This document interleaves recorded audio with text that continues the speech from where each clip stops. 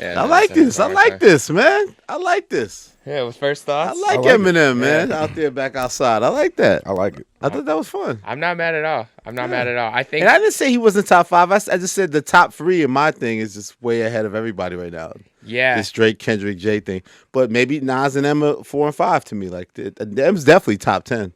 Well, it's interesting because he said, I don't know the exact lyric, but it was like, I'm top 5, but I'm usually number 5 on your list. But he said, how is it that there's people higher on the list than me that when I've already ripped them on songs? I'm assuming he could be talking about Jay.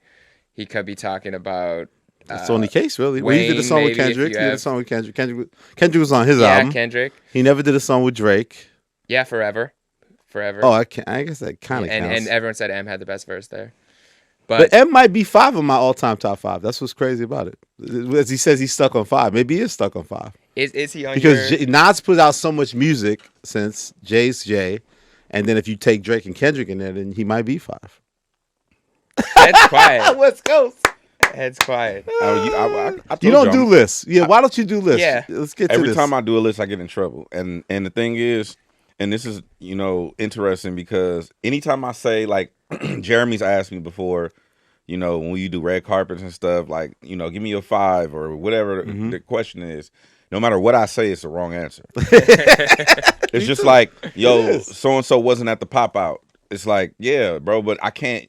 If you have a top 5, you can't put everybody in there. Yeah. So I just avoid the whole shit at all times because I don't feel like talking to all these people about why they not in my top 5 or all that kind of shit. And I don't want to be an asshole like B-Dot and just log off of people and just be a fucking dick. So what I do is I just avoid it. But I do have my favorites. I don't have a top. See, if you say your personal favorites, because my favorites aren't indicative of success or accolades. But I think a lot of people can't separate their personal favorites from who their mind thinks is their heart and their mind. I don't think they do a good job of separating both. Oh, I think absolutely can. Most lists they overlap. Most people's lists overlap because of that. No, I absolutely can. Like you got to expect the accomplishments. It may not be your favorite rapper, but you have to be like, can't deny this person's top 5 or top 10. Well, it's funny. I found this old tweet where this is DJ Hed, November 11th, 2019. Oh, okay? yeah. Jeremy, listen, before you read this tweet, right? Okay. Jeremy Hecht is from Canada. I am. I'm just facts. So This is look, true statement. Jeremy Hecht is from Canada. Yes. Okay. Is this a show or this is outtakes? We're in. We're in live. now. Yeah. Okay, the bigger picture. Elliott Wilson. Jeremy Hecht. DJ Head. Fucking intro. Yeah, Jeremy Hecht is from Canada, and he's about to read some inflammatory shit from the past. Okay. And he's trying to, in an attempted January 6th type takeover, he wants to commandeer the show and turn people against me. But go ahead. No, I do not want to turn people against you. I just wanted to get your take on if this has changed because I think people can grow and change opinions. Okay. And so I just wanted They to know if should. your opinion As a is fan, the you same. should. Yeah, exactly. Okay. Okay, so there was 3 things you said here. You said number 1, just because a show takes place in LA doesn't make it a quote LA crowd. Correct. Number 2, True. stop blaming a whole city/region for the actions of a few assholes. Correct. Number 3, Still Drake applies. is top 5 all time, and I refuse to feel sorry for someone who does 7 arena shows in the same market. Correct. He'll be fine. Yeah. Is the first part of that statement still a true Is statement? Drake what? Top 5 all time. Of course. Without a doubt.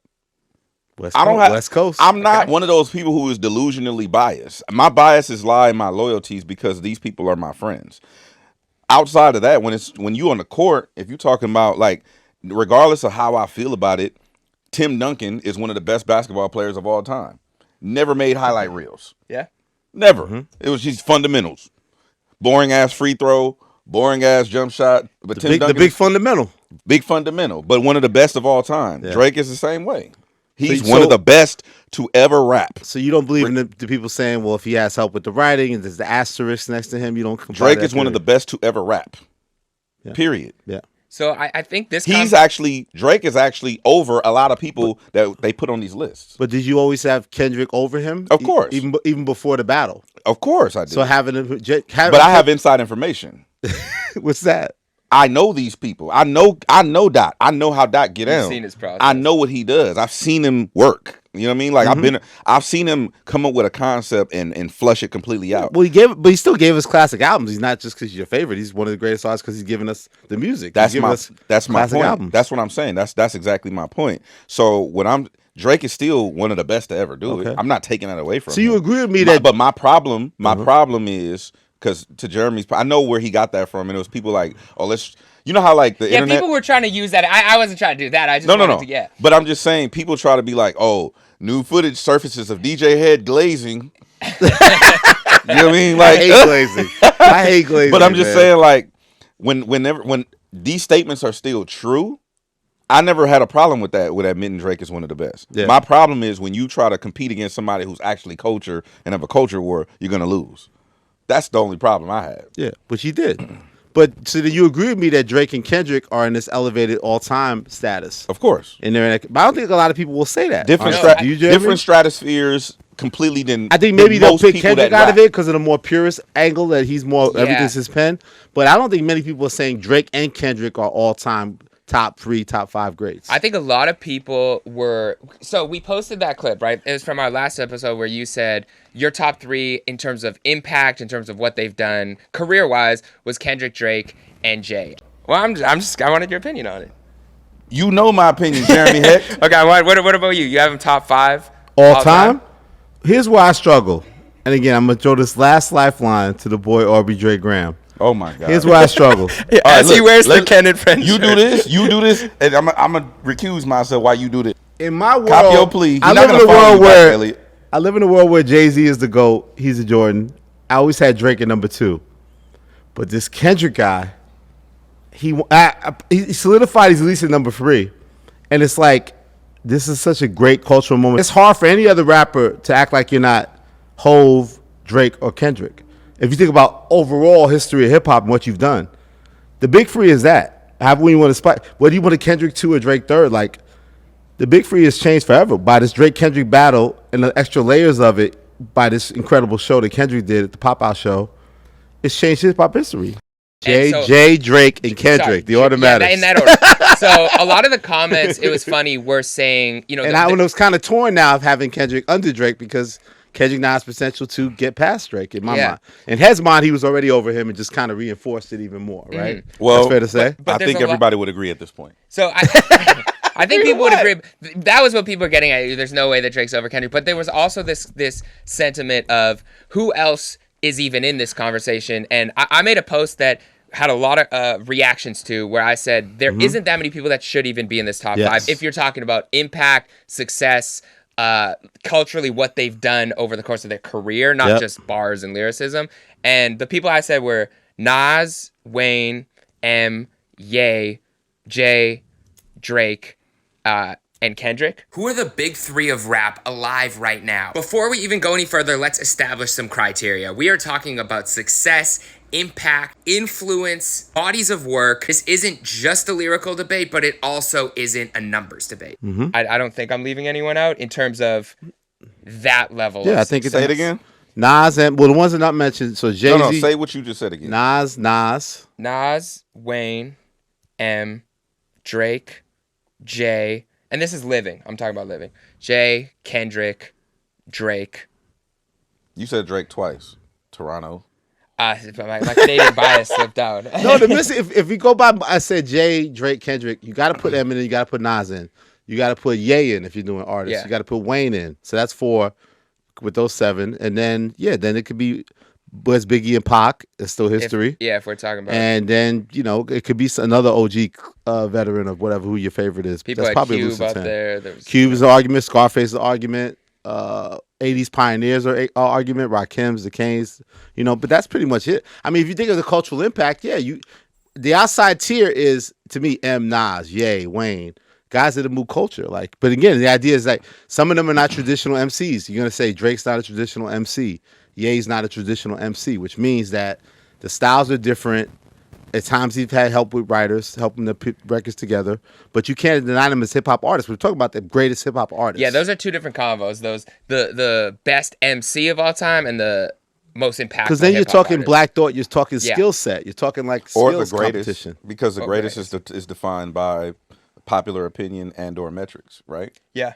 So or impact, right? Impact. So when you look at the greatest can be ambiguous. Greatest could be just abstract, whatever you want it to be, right? Yeah. But when you talk about best, that skill set, that's still a matter of opinion. Now, when you go to like words like biggest, or I would say biggest, that's when shit get tricky because you only can go off of metrics. Yeah, then it's just numbers. Then it's just numbers at that point.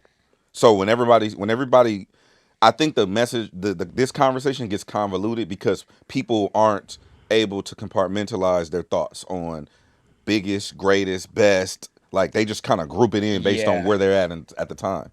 I just don't agree with that. Well, I think that's where it's naive and maybe delusional to count Drake out of that conversation. If we're talking about biggest or most impactful in terms of numbers or greatest, like he has to be in the conversation. I don't think no matter with this L or not, there are very few people that have done what he's done, and I don't think there's no one that's done what he's done. He maybe has the greatest run in hip hop history. Even if you want to say that it's teetering right now or it came to an end, even if you want to give it that, he is there anyone who had a greater run in terms of a decade? The consistency is a greater rival. Yeah, so no, but I don't want to take that away from him. Like credit for that. Yeah. You know what I mean? Like regardless of how people feel, it's the truth. Yeah, no, I agree.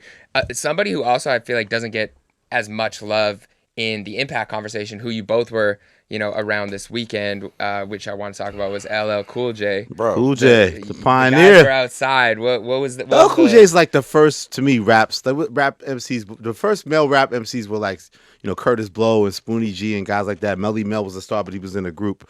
But LL to me is the prototype. He's the first blueprint of like the solo hip hop star. I grew up a Run DMC fan. I was born in '71. They were the premier hip hop group. LL was the premier hip hop star. He's the blueprint of the solo hip hop star to me. I think LL Cool J is one of them artists who you can't duplicate. It's like LL Cool J would be the equivalent to what Drake is now, right? Not saying with the MC shit. Talking about just popularity, superstar status, globally known. Yeah. Like he was actually one of the first to do it. He's charismatic. Right? People love him. Everybody loves him, right? However, I think when you are that big, it does take away from the impact that you make lyrically. People think LL can't rap. That's what he's most passionate about, right? Yeah. And the thing that I love is he addressed that when we were at the event. I DJ'd the LL Cool J event. The listening party for the Force album that's coming out soon. BET weekend. It's so secret, Jeremy. They took your phones away. It's society thing. They put your phone in the pouch. Yeah. So because the album's not out yet, it's on the way. Him and Q-Tip produced the whole thing. It's called The Force. Yeah. So shout out to LL and thank you to Universal. DJ Head was DJing. I had to ask where it was so I could crash. I wasn't invited. Yo, Elliott, I wasn't gonna bring it up. Elliott texted me like, "Where's the LL event?" So I sent him the address. He just pulled up. He wasn't on the list. I don't get invited. I don't get invited to nothing. I just you walk to the door and they go, okay, Elliott's here. All right. I just sent them the address. I'm like, they're gonna let Elliott in. No, so can I set the scene? He's not on the list, but I come because I set the scene because I came. It was all the way downtown, so I'm running late. My wife's got me doing foolery. Like I'm not gonna get there even in time. Like I'll catch the end of it. So I finally get in the building. They do the whole phone thing. And the guy grabs me and is like, well, he's like, if I knew it was you, you could have kept your phone. I'm like, okay, now I got this big ass pouch. Whatever. So I walk in this club. It's a small smoky club. And I didn't expect to know what I was going to see. LL's on stage and he's literally performing all the new songs. Oh, shit. My man, Daquan Thomas, respected hip hop journalist, he's like interviewing him throughout. Head finishes DJ set. Head's in the corner smiling. Like that's the whole setup was crazy. And I just went to the stage. I tried to play it back a little bit. I went to the stage. Trying to be part of the moment. Trying to be cool like DJ Head. All in the video. All in the video. Hey, it's always a New York nigga all in the video. That's crazy. No, but talk about LL's passion. I missed the beginning, but he was presenting these records like with such passion and like. What was dope too is just to see him enjoying that, but then going back to what I was saying, people like he understands who he is. But he also understands that people think he can't rap. You think he's CSI man. He knows the perception. He knows he's very self-aware. And LL is like, yo, I know people think like, cause I'm a ladies man and I do these movies and I'm doing these TV shows. Like niggas think I can't rap. Yeah. And I love that he addressed that because I think even on this album, the Force album, there's a couple of I can't really talk about the album, I guess, but can we talk about the album? No, we can't talk about let's talk about that. It's embargoed. But when you do hear the album, you'll hear him address that. Yeah, he attacks it. What did he say to you? Because can you talk about that conversation of just addressing it outside of the music, like that perception that people have that he can't really go bar for bar like that? Well, it was more or less. I can't really go into it because a lot of it is in the album. But what I can say is he's very aware of his public facing persona. That he's this act like Will Smith. Yeah, people look at him like Will Smith. Well, we talked about Common too. I feel like that's a similar. Yeah, but Common is still looked at like an MC. Yeah. Everyone Common will freestyle. Yeah. And like in the everyone looks at LL Cool J and Will Smith like there's movie stars. Movie stars, yeah. They're movie stars or TV stars. They don't even look at them. They're like larger than life. Will can rap. They're larger than life. LL can rap for real. Yeah. And so on the project, there's this one thing that Q-Tip did. Damn, I wish I could talk about where LL is like. I mean, he's bussing. And I was like, oh, shit. Like, it was like. It's funny to see Hed get excited with the LL thing. I was like, oh, shit. Queens get the money. All right. Wow, really go. Okay, I'm excited for the project. East Coast. But yeah, I was excited to do that. And, shout out to LL and Daytwan and the whole Universal team, EP and everybody for, hitting me up. Davey D for hitting me up to let me be a part of that. You were outside a lot this week. You had a few. DJ Hed inside these streets, baby. Yeah. Is the cell phone ringing like crazy these days? Yes. The rate went up. Price went up. It's a lot going on. Salah said that price went up. But you know what's dope too is it wasn't just that. I did another event for Jack Daniels with E40, and that was crazy.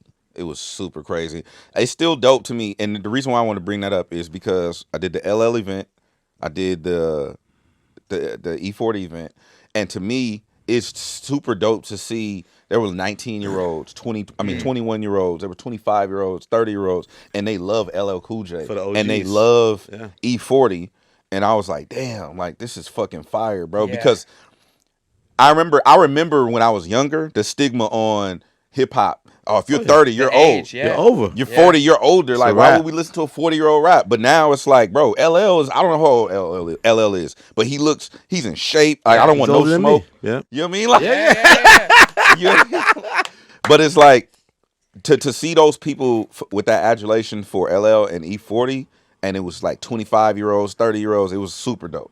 Because they know the words to the songs. Because I was trying to low-key, when I was DJing the LL event, I tried to sneak in some records, see if he'll rap. Yeah. Just like, you know how you just like. Yeah. You look over. Like, which one did you try to think on? Which one did you try to get rap? Lounging.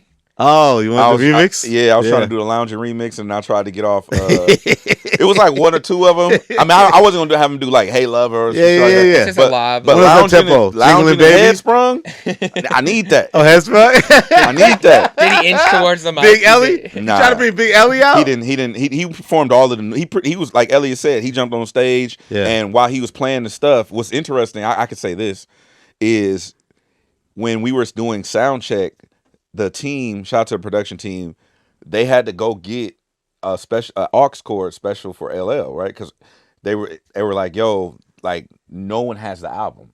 I'm like, well, send me the music and I'll just play it. They were like, no. LL wants to play the album off his phone. Yeah. Like he won't give the album to no one. Oh, no one. He had the files. He's controlling the whole thing. He was controlling the whole shit from his phone, bro. Wow. And so you want me to run that back beat? Yeah, I'll run it back. I'll do it again. So he's literally on his phone, like, all right, so this next record, and I'm looking at his phone. I shouldn't have been looking at his phone, but it's LL Cool J. Yeah. So I'm looking at his phone, and it's the files from the mastering facility. Yeah, that's hard. Like it's not even like in a playlist, or it's like literally the raw files from mastering, right? And I was like, damn, this is crazy. You remember when leaking was crazy? Like there's that blog era where the album would just leak a week before every single time. Like sometimes I think it was like worse than that. And was it Watch the Throne where they were like incredibly careful? Like they started taking extra measures because they knew that the leakers were happening. And I want to give props to LL because he's not afraid to take risks. Like when you hear the project, the Force album, you'll hear a couple of songs that kind of sound like this. Not something I would expect LL Cool J to do. Yeah, but. He got something to prove. You know what I mean? I don't want to give away the features on the album too, but he got something to prove with this album, and I think it's super dope that he's tapped in a way that I didn't expect him to be with newer artists. And it's like, damn, LL. That's cool. Like generational divides. Yeah, like he got some artists on there that you wouldn't expect him to collaborate with. Yeah. And it's not all like Black Thought and it's not predictable. It's not predictable. You know what I mean? Man, Redman. Yeah, it ain't that. It ain't that. He got some turn up shit on there. He got some bars, and he had a point to prove. Like I really do this rap shit, and we related on that because I was saying the same thing as far as DJing. Like people think I just talk. Can I say them on one film part about that? So the listening ends. So it's time to go back to the DJ Hed. And Ella goes over to the DJ. He's like, "Yo, Hed, they not like us, B. They not like us. That's my shit, B." And then I saw DJ Hed play "Not Like Us." It was a great moment. What was the crowd reaction in that building? Went up. And LL grabbed the mic. He's like, I love this record. I love the energy in this record. You know what I mean? No, because he loves the battle rap. No shots at Drake. He loves the battle rap, man. LL's the battle rap king, man. We actually haven't seen each other since the Not Like Us video shoot, and gotta ask Elliott. Well, there's a lot to that, but I wanted to ask there hasn't been you went viral. Yeah, we took a week off. You went viral, and they're posting because you tweeted and said Kendrick walked up to me and whispered to me, "Do you know you're the story?" a rat. So what's the actual story? What you heard about this? Okay, so I hear that Kendrick's really doing this video. And you know me, I'm nosy, so West Coast. I get some. I live in the West Coast, like West Coast Wilson, and West Coast Wilson. I found out that there's one scene at this Compton City courthouse at a certain time, so I decided to go up there. And I'm like, okay, well, I got to see what the temperature's going to be like. I'm not really invited. I'm not welcome. So I'm sitting there. I get there early, and they already got the setup. So I guess he's doing it like with motorcycle guys and the whole situation. So it's all kind of being set up. So I'm just trying to be low. Meanwhile, I got that big ass white dress shirt on and like a Mickey Mouse shirt on. You weren't wearing the Ken and Friends shirt. Yeah. And then I see my nigga Dave Free, and I say, "My nigga Dave Free." I'm like, Dave, you gonna kick me out, man? Can I stay? And then he pulls me aside. He's like, "Nah, I ain't got no problem. You can stay." He starts small talking me a little bit, blah blah. And then he starts to go back into his director mode. So I think I'm safe. But then before Kendrick arrives, Dave pulls me back again. So then we go to the side. We have another long talk about the situation. And he asked me to just, be cool, be low, don't be out be here. A journalist. Because all the optics of things and the optics of things and me being there. I'm not here to be like I'm in the video or I'm blah blah. Yeah. So I tried to be low. I didn't take no pictures with anybody that asked me for a picture. I tried to play the back, just watch the video, observe a little bit, and I'm gonna make my dip out, right? So I do that. I try to do that, and then the video starts. K-Dot comes out. He's doing it a couple times, and I start to feel like I'm about to leave soon. But then one of the takes, he does the take, and he sees me, and he hadn't really gone like he only had kind of dapped up like there's like Roddy behind him, YG, all the artists behind him. So he's kind of only stayed on that one side. He hadn't walked across to the other side where we're off camera. But he sees me, and he goes like this, and I'm like, oh, shit. So I go walk up to him and give him like the big dap. So he hops over all excited. He gives me the dap, and he's got my shoulder. He goes, "You're a rat." And he brings it back there. And then he doesn't even smile. Doesn't even smile, laugh, walk away. He just pulls away from me. He daps some other people up, blah, blah. I was like, well, it's my time to go. Diabolical. So I left, and I walked down the stairs. I got in some sort of avenue. The cops were shutting down the front.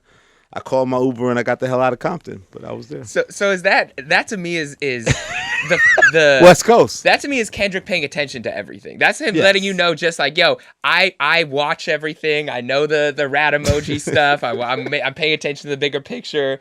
But he didn't smile, Jeremy. He didn't smile. It didn't seem joking. He didn't smile. He didn't smile. He didn't crack a laugh. DJ Hed. I was like, and this is where Jeremy's gonna cut to what I said about these people pay attention to everything. They see everything. Eminem is no different than Dot. It's no different than all these. Study this shit. They see everything. Yeah.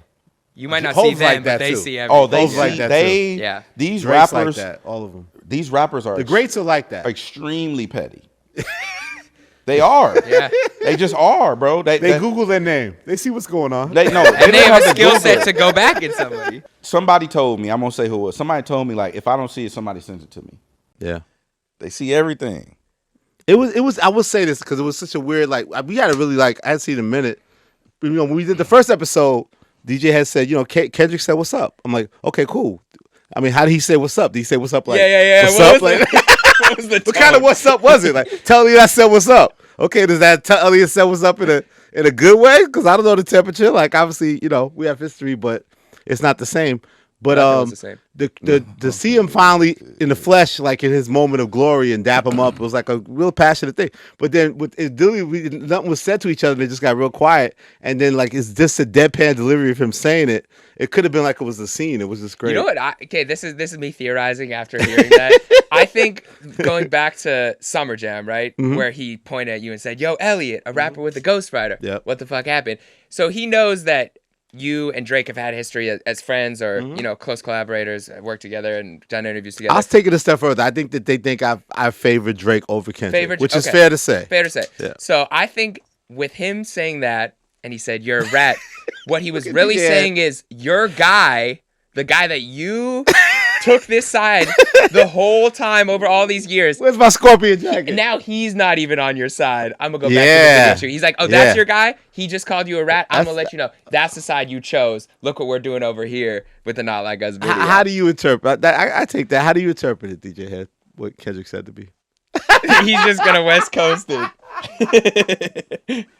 Had you heard about that, or this is me just saying it to the world? I heard about it. Okay. Hey, bro, listen. This is what's interesting about. Why Elliott can't keep his ass in the house? This is what's interesting about this shit, right? The streets talk. You know, like we find out about you. You'd be surprised how fast things travel. Elliott's in the Compton City courthouse. No, I'm talking about like to the point where, and it's not really like I guess braggadocious, but it's more like you'd be very surprised at. For instance, I'll give you an example. I remember one time, this is a long time ago, but I remember one time, like, so it's gonna sound like it's negative street shit. That's not what I'm trying to say. But I just want to demonstrate how travel so fast. How information travels so fast. Correct. In this so we have homies that work at TSA. You go through TSA. You come like let's say you land at LAX. Elliott Wilson is with Drake. And they're trying to be low. I'm not saying that he's not traveling commercial. Yeah. Hypothetically speaking, Elliott Wilson and whoever in B-Dot are trying to be low because they got smoke in LA. Yeah. Our homies work at TSA. They see Elliott and B-Dot walking to go get their bags. Yep. Or they probably carry on only. It doesn't matter. By the time, you gotta call that Uber. By the time they get to their Uber, people know that they're in LA. Yep. That's how fast things work. Yep. You know what I'm saying? Yep. Yeah. And so whenever people like get it fucked up, it's like, bro, nobody's above the program. Everybody understands like what this is, and we all have relationships, and we're all like connected in a certain way. So I'm not surprised at all by that interaction. Were you there? Were you at the video shoot? No, I didn't go to the video shoot. I didn't. What the hell? No. What the fuck? I'm gonna do at the video. not like that, but to be honest, like the pop out really took a lot out of me. Yeah. From not as much as Dot, I'm sure, but Dot's a professional. I'm lazy. I'm fat. But like he be programming and shit. I don't program. Yeah. But like for me, I was so just exhausted from everything that I was like, yo, I can't go down there. And it's a lot of energy you have to give to people. People don't understand when you're interacting with the public or you're public facing and you're having to shake hands. Everyone's got something from you. You walk away, you might feel exhausted. So. Bro, it's not, and I don't want to say it like that because I learned that from watching Big Boy. Like me and Big, I've literally been at the forum with Big Boy until they were like sweeping and mopping the floors because people were coming up to him. Because people were just there and he took every single picture, like not one picture. Like we were leaving with the people that locked the doors. And it's love. It's like when someone comes up and supports. But you, it is exhausting. But it is exhausting, and you have to be willing to participate because that's what you signed up for. Yeah. So whenever I know that I'm depleted or my social battery is low, like I seen the memes, I just don't even. I try to avoid it because I never want to be that person because I remember somebody doing that to me, like, hey. Fabulous closed the door on me. Yeah. That type didn't get any spins for the next 4 years. Right. So I just tried. So that plus, they didn't tell me to come to the video shoot. I mean, I know everybody went. No, everybody that went wasn't invited. Yeah. And it was like, if pull up. And I knew about it, but it was so many people. Like I literally had my phone off for 2 weeks, right? But it was so many people asking me about the video shoot, what time, where, blah. And I'm like. If for me not to answer anyone and then just show up to the video and shoot, then people you didn't answer from the pop-up that are going to be like, hey, why didn't you get me on stage? Yeah. It's just it was a lot. So I just decided to just, fall back. And it wasn't about me. Yeah. Yeah. I've already done my part. I've done my job. We celebrated. Yeah. We did our thing, and there may or may not be something coming with that I'm involved in where I don't need to be at the video shoot. Yeah. Cryptic head. Oh, I'm cryptic head again. I'm just kidding. Yo, Foreshadowing. Speaking of being cryptic, I don't know if you guys saw. Shout out to the homie What's the Dirt on YouTube. He dropped an hour-long explanation. Oh, the people are loving that. 616 in LA. I saw that. And there was I didn't watch the whole thing. So, I refuse. You refuse. You want to keep it. To watch the whole thing? I took 3 sittings. Just research. I watched the whole thing. So there was one thing that I thought was really interesting. I thought I had a decent grasp on it when I did a breakdown the day after. But one thing that really switched my perspective was the fact that he said, which Glasses Malone commented and said absolutely. But he said basically, Kendrick is rapping from Drake's perspective for the first 8 bars. And he's doing it in the same cryptic way that Drake does on Timestamp Records, where he says random locations. He talks about random super expensive cars. He talks about buying. And it switched my perspective on the song because I was like, oh, he's really getting into what Drake does on the Timestamp record and then flipping it and showing, oh, this is what you like. You like to go buy yachts. You like to indulge in money. You like to, and even the wine spilling on the drink. And you go back to that story of there was a girl who had wine spilt on Drake's shirt at a party and she happened to be underage. I was like, this is crazy. The layers. God. Then he becomes himself.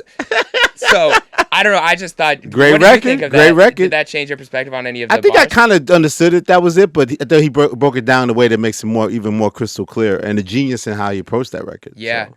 There was one though that he couldn't get. 2 things that he couldn't get on there that I don't know. I won't ask you because you might actually know, and I know you. You probably can won't. ask. Okay, so I would just tell you to go fuck yourself. Okay, all right. So I won't ask to receive that. But there was 2 things that he wasn't sure about. One was the sound in the beginning of that record. I only bring this back because I think this song is going to age incredibly well, which I said earlier on the show. 616 in LA. I think that there's certain things that we're going to find out over time, and we're going to look back at that record and be like, oh, that's what he was talking about. The sound at the beginning, where it's the people talked about it maybe being a ventilator. Some people thought it was a money counter. It's creepy as shit to me. I don't know what it is. It's eerie. It's eerie. It's creepy. And I couldn't figure. There was that journalist that was involved. The little person. Yeah. So I don't know what it is, but his theory is that maybe only Drake knows. Do you have any theories about what that sound is? I don't. It just creeps me the You're fuck a journalist. out. It creeps me the fuck out. Me out. It creeps me the fuck out. It was clear, and some people are like, "Oh, that's just coincidental. He's just in the booth letting the record." No way. Kendrick Lamar starts a record for 15 seconds with a random ass sound, and it doesn't mean something. I refuse to believe that. Maybe my expectations of Kendrick are so high because of his trip on time. The only one I'll say about Homeboy, he had one thing wrong. We talking about Al Green and Tenny Pendergrass. He said they had an album called Back to Back Hits. That's just like a compilation, like when they put songs together. Yeah. He got that one wrong. But no, I thought the dude's analysis was amazing. Like he really works hard. Those videos are good. Yeah, they're good. I think he's getting better at those videos. But no, I don't know what that ventilator. It just seems so dooming. I mean, obviously it could play into the idea of the incident at the hotel or whatever, I guess. But I just think it's very cryptic and just creepy in the way to start the record. Really, just I got a random question. draws at me. Okay. For both of y'all. Yep.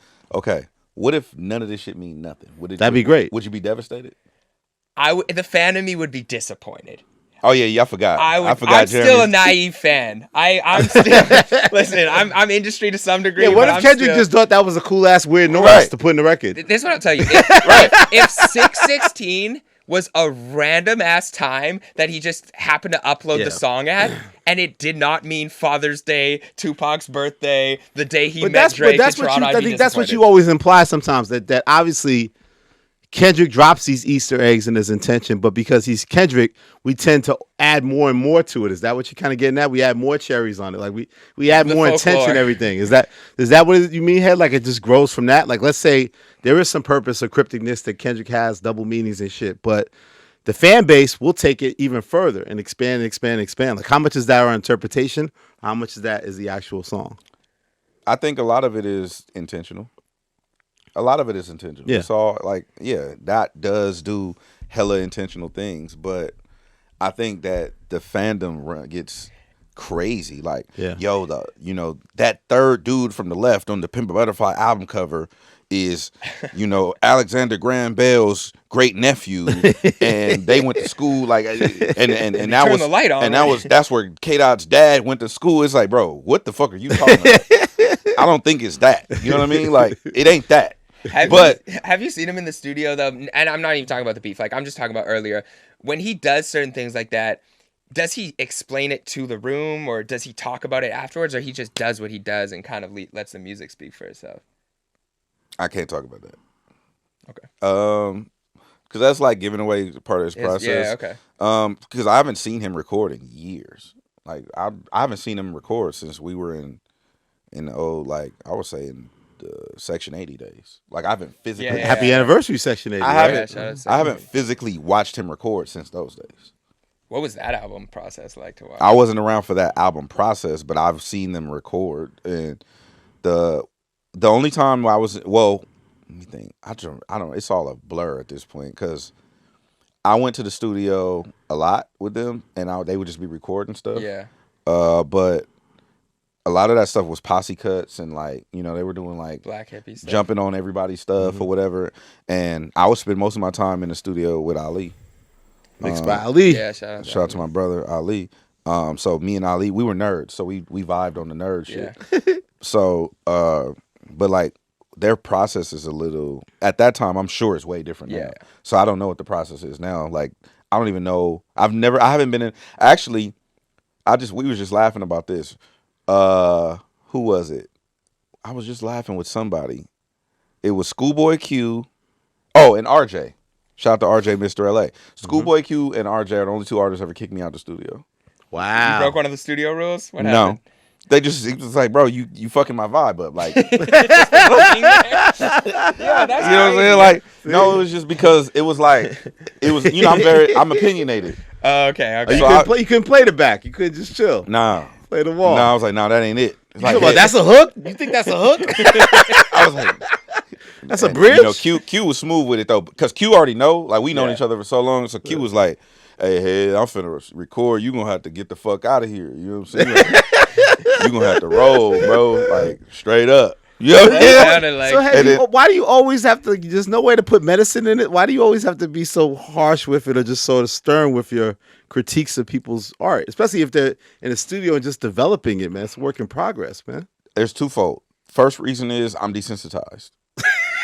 I'm just saying, like, that's how I grew up. My mom would come home and our electricity would cut off, and she would just be like, "Hey, here goes some batteries. Like, I'll pay the electric bill when I get paid." It was very matter of fact. Get some candles ready. Yeah, it was just there was no, oh my God, it was none of that. It was just no like crisis shit. Yeah, the car got repossessed, and we walk into school, and it was just like, get your stuff, let's go. So I don't have that. Oh my God, and I don't have none of that. Yeah. The second part of it is, I don't take payola. Never have, never will. I don't do. You can't pay me for interviews. You can't pay me. Jeremy Hecht, you've been in this forever. When's the last time you seen a DJ Head mixtape? I haven't seen it. 2010.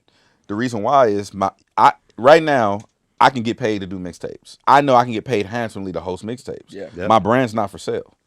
The price is me being honest with you, the way I talk. That's my price. I come to the studio, I listen to whatever. My price is, I'm just going to be myself and talk how I talk. You don't have to pay me. I've never taken points on an album. I've never gotten co-production credit. I've produced a lot of shit for people, but I never take credit. I never do anything like that. That's my price. My price is how I deliver shit in my honesty. It's West Coast. West Coast. West Coast. Well, we talked about Kendrick. We do have to go to the other side of this battle for a second. Happy Canada Day to all my Canadians. Bro, that shit's come and gone, Jeremy. It is the day after Canada Day. It was my mom's birthday, And too. look how you Canada celebrated. Day. Look how your people And celebrated, I know, man. and Your I people celebrated. is crazy. You know, he just said your people, and that was a one-directional thing. You realize that was crazy, right? Your people? Like, my Canadians. No, but you Canadians. couldn't say it to him. He said it to you. Oh, yeah, I'm not going to say it back. That's what I'm saying. Yeah, that was crazy. yeah, He just did that to you. Listen, Like, some things are one direction. That's We've crazy. had You're gonna many let your brother get conversations one that are off? One directional. But yeah, so in Canada, they decided to celebrate by defending the Canadian goat. Oh, God. And Ricky Rose decided to make an interesting decision by playing Not Like Us. That's not an interesting decision, but go ahead. Well, I mean, okay, so he made the decision, judgment on the decision aside, to play Not Like Us at his concert, which was also crazy. If you look at the video, it was Not Like Us into Dreams and Nightmares. Wild back-to-back. But he played, no pun intended, but he played Not Like Us and then got punched in the face, and then his security and crew were getting taken down while he walked away. And people are saying they're OVO goons. People are claiming they're associated with Drake. I don't believe that. I don't think they have anything to do with Drake. I don't even know if the fight had anything to do with Drake. Maybe that's what riled it up. But it seemed to make Drake happy. But Drake was celebrating Canada Day nicely. He had his wine cooler. I haven't seen him smile since Family Matters dropped, man. That's He's smiling and chuckling. That's his vacation. He invited Katie over. The hooker was flowing. The boys was having a good time at the embassy, man. It seemed like he enjoyed it. Yeah. And this is, correct me if I'm wrong, Vancouver is like to Toronto is like LA to New York. It's like it's how big Canada is, right? Nothing alike. And Vancouver temperament is completely. It's more LA than anything. Very chill. Yeah, like LA to New York is like Vancouver to Toronto. But right? the thing about Vancouver, LA to New York is Vancouver to Toronto. Exactly, and it's a wide landmass in between. And all Canada though. Shout out Canada. Shout out to Canada. But the thing about LA, where you've talked about it a lot, where if you get tested, the temperament is calm, but if you get tested, you will pop out at some point. Vancouver is not like that, to my knowledge. It's just very mellow. People like to be in the hills. They like to bike around. Very nice nature. Occasionally rainy, but I don't think that that's a representative of the Vancouver population, to my knowledge. Well, a couple things to note. Okay. I don't believe that those human beings were sent or had any association with the boy. Me neither. Second thing to note is Ross is not a DJ. Yeah, DJ Sam Sneak is his DJ. Shout out to my brother DJ Sam. We love Sneak. DJ Sam Sneak. You know what I'm saying? I talked to Sam Sneak last night. Look at you. You're are you a journalist? This is these are my homies. That's a journalistic move. That's a journalistic move there for the whole. No, he called me. Okay, because he knows you're going to report the right news. That's not true. Everything ain't content. It was just like Sam Sneak. It was just that's my guy. You know what I'm saying? Sam. I text him, check on him. He called me. He FaceTimed me back. Yo, I'm good, Head. Like, he was like, yeah. We saw. I didn't see Ross get hit on the. I couldn't tell all the footage, but I saw my guy Sam get into this tussle. Yeah, and Sam made some interesting points. I won't necessarily regurgitate with it because he'll make his own statement when he wants, but he's good. Like, he's straight. Like, you seen Ross is straight. Like, the thing about it is, and I know that Marlon Wayans said something like about violence and hip hop. He's concerned about hip hop. He's very concerned, and I get it. The thing about this is, to me, this whole Ross incident is no different than the Trump shit January 6th. And what it is it's a bunch of misguided individuals acting on their own, but believe that they're acting at the behest of someone else. Now, that's not the same thing, because Trump definitely played a role in inciting the January 6th. You don't think Drake played a role in this? Drake had nothing to do with this. Yeah, I don't think so. But he seemed to enjoy it. And that is the part that I think that the temperament, because he didn't say he enjoyed it. He liked a post. Yeah. Everybody, that's not. Drake is tactical enough to he knows what he's doing. Mm-hmm. And he commented on Ross's baby mama to incite the. I can see him feeling away. Yeah. You know what I mean? Given what happened in the last few months. You know what I mean? Yeah. I can see, and continues to happen globally, especially on the Billboard Hot 100. But number 3 right now in the top Hot 100. Hey, but they might claim they might just be bots. I'm just kidding. Bot City. Bot City. We'll get you some motherfucking bots. You know what I'm saying? But anyway, step your bot game up. They bot like us. They bot like us. They bot like us. So the thing is, though, I think that the parallel I was making is, when you don't control the narrative controls you. And I think what happened is, with these people, they acted independently. I don't think Drake should be prosecuted and all that kind of shit. There should be no investigation. These people are just morons who acted up to be like, oh, we're super fans, or we're gonna stick up for our boy, whatever. You can't play this record, blah blah. First of all, Ross didn't play the record. Ross is not a DJ. Second of all, Sam Sneak always plays the record. It's a fucking hit record. Yeah. I was gonna ask you that point. Does a DJ as you as a DJ, would you play a record knowing that there's a volatile nature, and if I play this record, it may cause things to go sideways? I'm the same DJ who would play Nuck If You Buck in the club. There's actually a song called "Fuck the Club Up" that DJs could not play, but it was the hottest song. 3 6 Mafia, you talking about? Right? Yeah, of course. It's like, bro, because you know fights are gonna ensue. Rowdy's gonna sue. There's a whole. Okay, I'm gonna be honest with you. I'm gonna tell you the cold truth. As a DJ, I'm not a journalist. As a DJ, back in the day when I was coming up, there was a set you can do if you wanted to go home early. We call it the go home early set. So you go. What's the Jesus song? Twist my fingers up. Bang, it's bang. Bang. So we play bang, motherfucker. Just to set the tone. We play bang, play B.I.B.I., play Nuck If You Buck, and then fuck the club up. And just if you don't have a fight by then, you have a party. Yeah. You ain't got a good party if you got a fight by then. And then shit, I'm out the house by 1.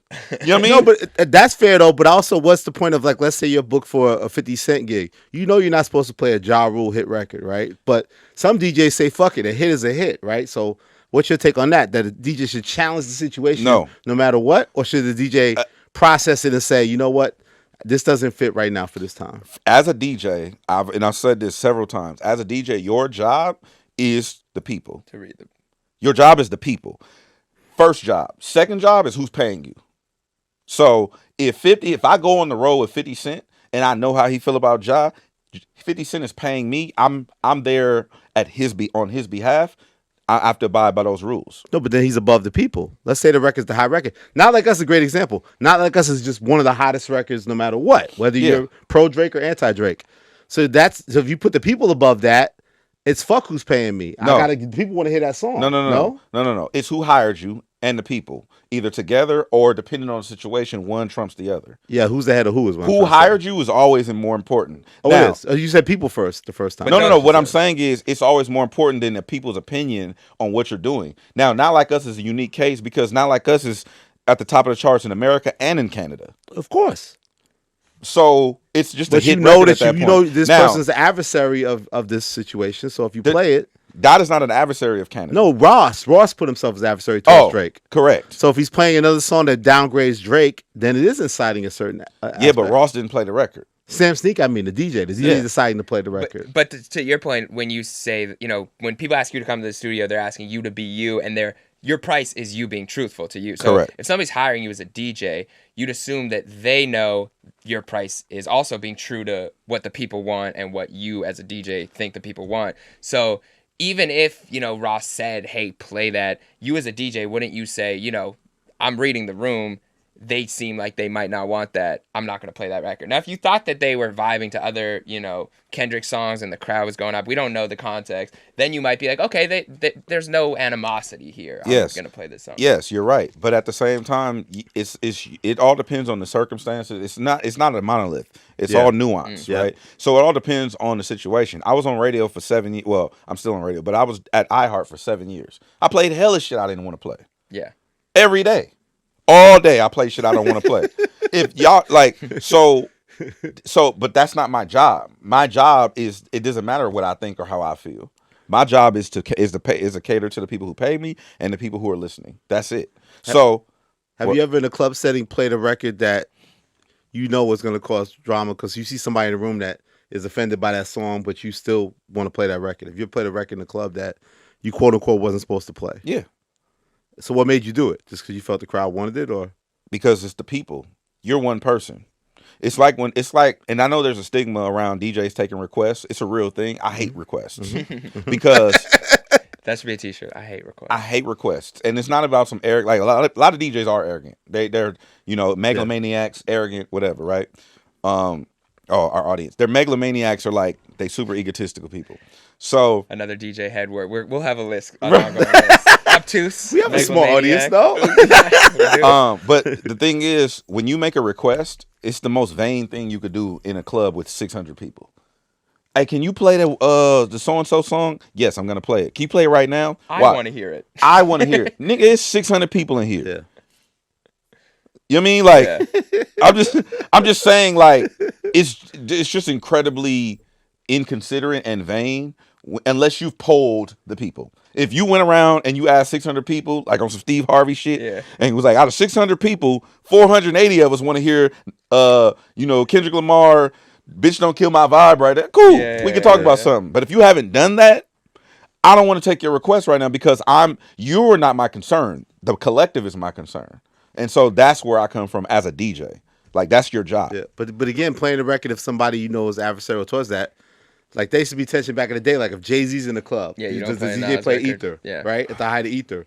You know Jay's in the club. Jay's section's over there. It's like, and then don't you expect that those people in the entourage might approach the DJ booth? So might want to talk to you. So look, there's nuance to that, right? I wonder how you've dealt with that through the years. I have dealt with that. Yeah. So there's nuance to that, right? Let's say I'm DJing. It's heyday, right? I'm DJing.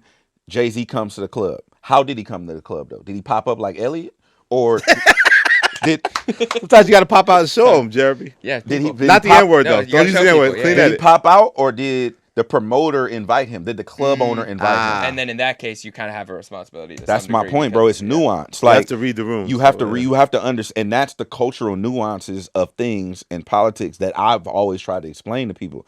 You can't just blanket something and be like, "This is what it is. It's the hottest record in the country." Why am I not? No, bro. There's nuance to it. Like if you own the club and you invited Hove, and now your DJ is playing Ether, like what the fuck are you doing?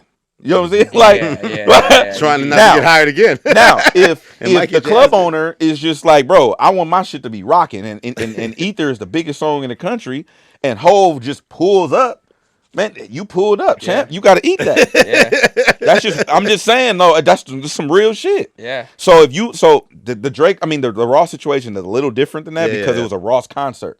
You went to go see Rick Ross. That's crazy to me.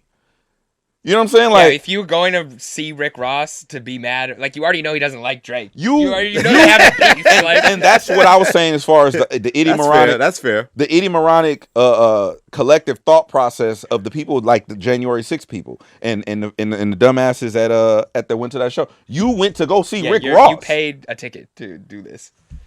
Who raised you people? You know what's crazy, though? I think Rick Ross, besides this fight, before this fight, I'll put this aside, I thought that he was actually one of the bigger winners of this battle, only because of how much BBL Drizzy impacted this whole thing. Like, he is the best at coming up with slogans. 50 is the best at beef, total. Best at strategy, best at like keeping a beef going for years and making fun of it. But Ross is the best at coming up with monikers. Ross is a marketer. Ross is a master marketer. He said BBL Drizzy, it created a song. Metro got, popping even more off that. He made the drums. He made the drums. Drake sampled BBL Drizzy on the Sexy Red song. Like, Ross actually came up big time with a win there, but then he did get punched in the face and his crew. So, Hed, one final thing. When was the last time you felt you got pressed for playing a record? And how did that situation go? For go? playing a record or not playing a record? Playing a record.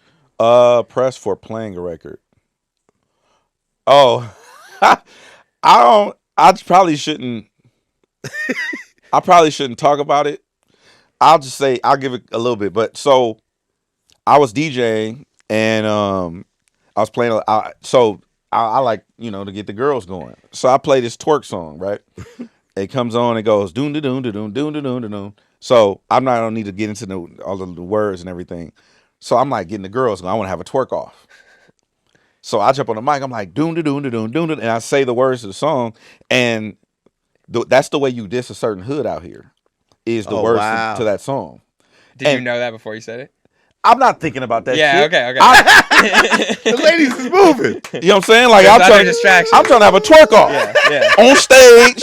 You know what I mean? It's twerk off time, Jeremy. It's twerk off time. Okay. Jesus Christ. So I'm about to play. So and then the homies from that hood was in there. And so they come to the stage like, "Hey, big bro, come on, my nigga. Like, Hed, like, what the fuck? like, damn, you gonna diss the hood? Like, on the mic? I'm like, bro, come on, bro. Like, you know me, bro. Like, it ain't that. Yeah. You know what I mean? Like, I'm really funny. Just like, they was like, man, turn that shit off, Hed. Like, fuck. I'm like, all right, you right. You know what I'm saying? So he shut down the twerkathon. I just went to another record. But I'm just saying, like, it's certain things that only we understand. And it was like, I wasn't even thinking about that. Yeah. Now, I'm not saying that in this situation that Sneak or Ross aren't aware. Yeah, Sneakers with the shit. Sneakers with the shit. That was, oh my goodness, they have beef. No. Sneakers with the shit. Sneak stands on business. Sneakers with the shit. You know what I'm saying? But I'm just saying, like, there's certain cultural things that happen, and you know how it go, Jeremy. Like in this country, they just take a word that we've been using forever and be like, you can't use that word no more. That's how culture works. And sometimes you got to be okay with that. I'm cool. Y'all keep y'all fucking words. Unless you're bootleg Kev, the words just be flying in your Shout out to bootleg Kev. Bootleg Kev. Oh, he said with gold all in my watch. He said the N-word just flies around in his head every time he listens to a song. So you do radio every day.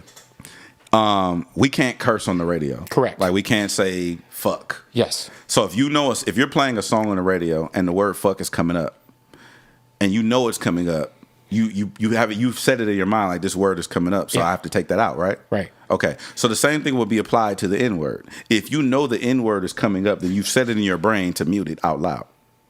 Does that make sense? Yeah. See, that's what I thought. Jeremy Hecht doesn't think so. He thinks that he can mute N-words in his head. So he says it out of his mouth. No, he doesn't say it at all. But he said that he can't mute. He said that he doesn't say it at all, even in his brain. He's lying. That's what I said. I said you have to say the N-word in your mind in order to stop yourself. Yeah, while I'm rapping songs, I definitely self-edit. But like, you have to say the word in your mind to self-edit. The N-word's flying in my head. I'll tell you what, you're not going to tell me when Trinidad James All Gold Everything is on, the N-word ain't flying in my head. Like, what are we talking about? Tell his Canadian ass to stop being so soft and stand on business, dog.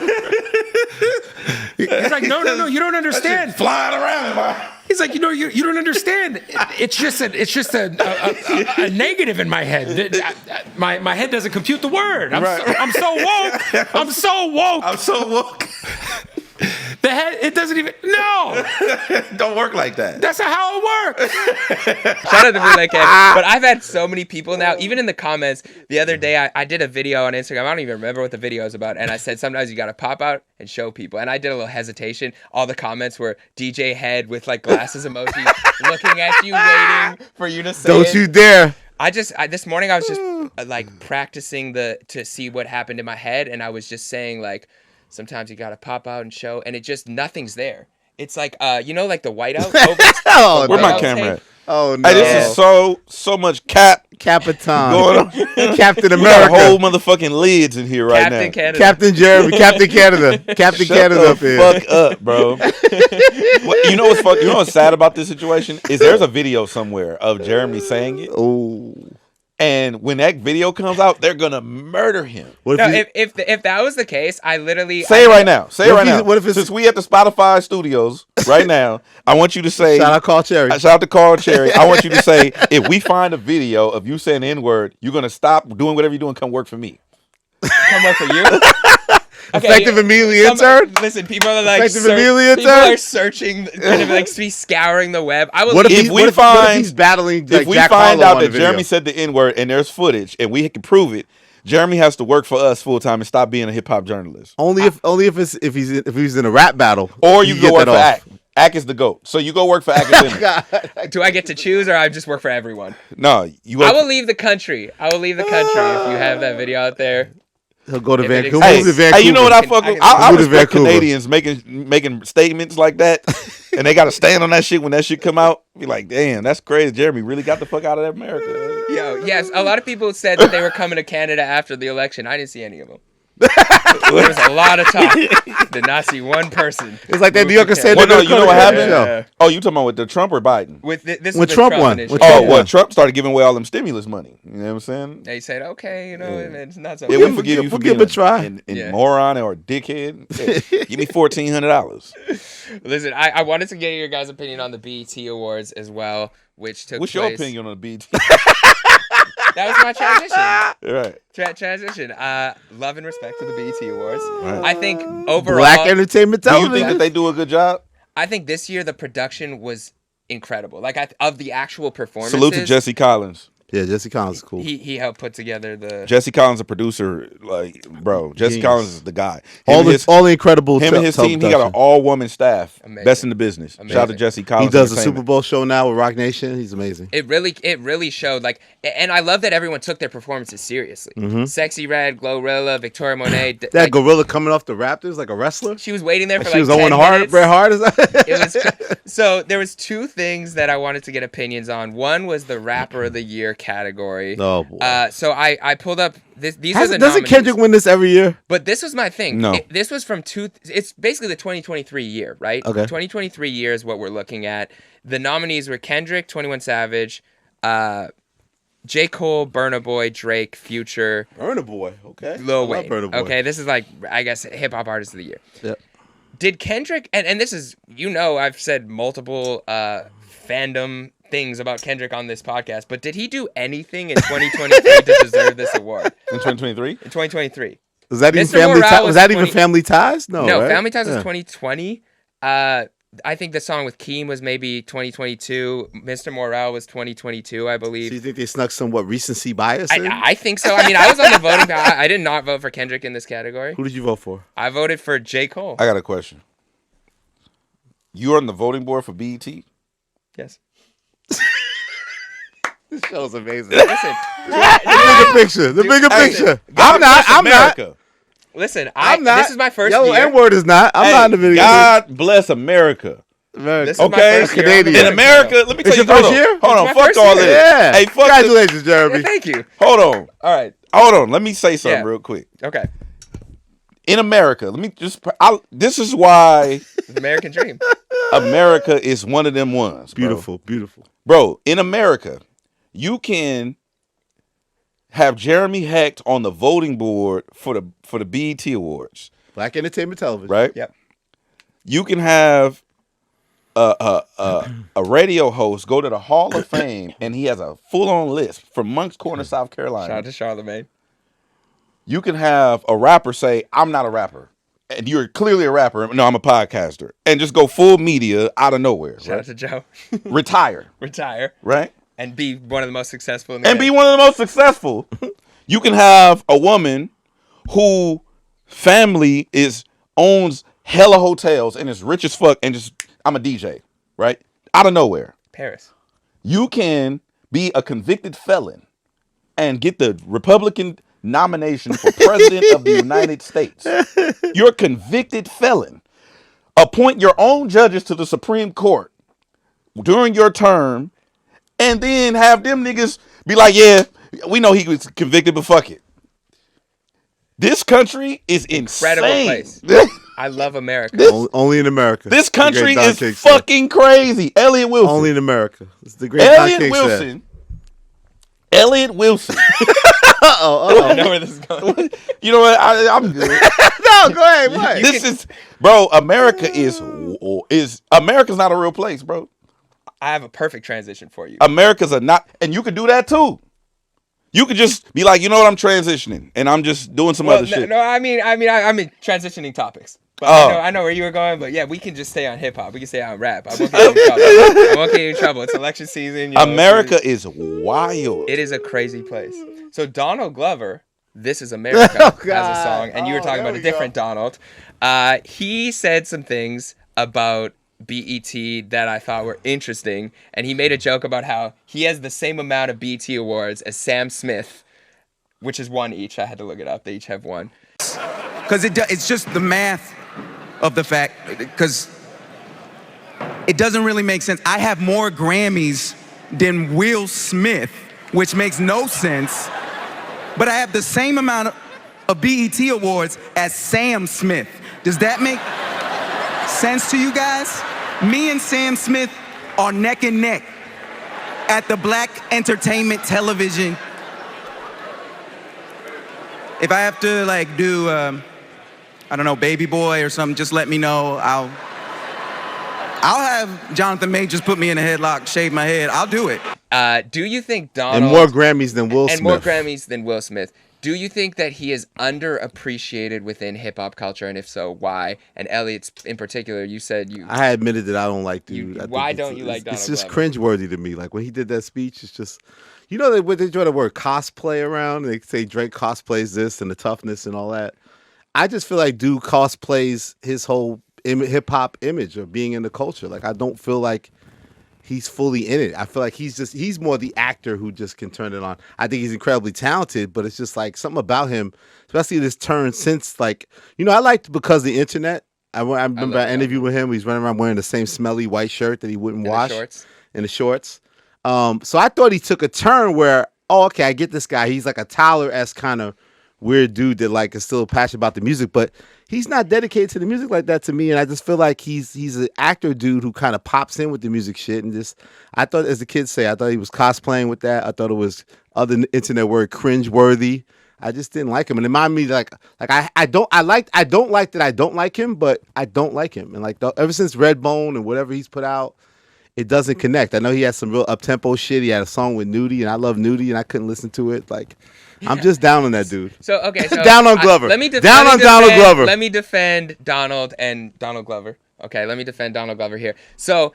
And then Jeremy's like, I'm a big fan of I love to talk about this. I'm a big Childish Gambino fan. I know that there's a certain sect of the internet that are going, of course you are. Of course you are, because he makes music for you. I know that there was that whole debate. But let me defend him for a second. So okay. I think he loved the music so much. He loves maybe his creativity more in the same way that Tyler did, but he loved the music so much that he was willing to walk away from a 6-figure job as a writer on 30 Rock to pursue being a rapper full time, which no matter what, shouts to T.I. for trying comedy and starting from the bottom. Shout out to Joe Budden for you could go be a comic. You could be a comic. America's incredible. But Donald Glover really put in the work from the ground up, even though he had maybe a head start from the acting, like you said. But I don't think he's tried to be anything other than who he is. He's experimental, but I don't think I've ever seen Donald Glover try to act super hard in his songs. He really is. He's artsy, he's poetic, he's conceptual. But I think musically, he doesn't get the love that maybe some of his contemporaries because I don't consider him hip hop culture the same way I don't consider Doja Cat or think those type of people as hip hop culture. You don't think? Wait, why do you don't think Donald Glover is hip hop? I just don't think I think he's black culture. I think he's African American culture. I think he's genius. But why isn't he not hip hop? Because I don't think he's really in it. I think he kind of cosplays. I think he pops in and does some elements of it. If you notice his output, it's not even the same like him rapping. Like I like Because the Internet. Like I thought that was a really good record that showed his potential to be like a real hip hop artist. But now I just feel like he pops in with musicality that has hip hop tones to it, but and he's also not consistent with it, I feel. So let me ask you this. If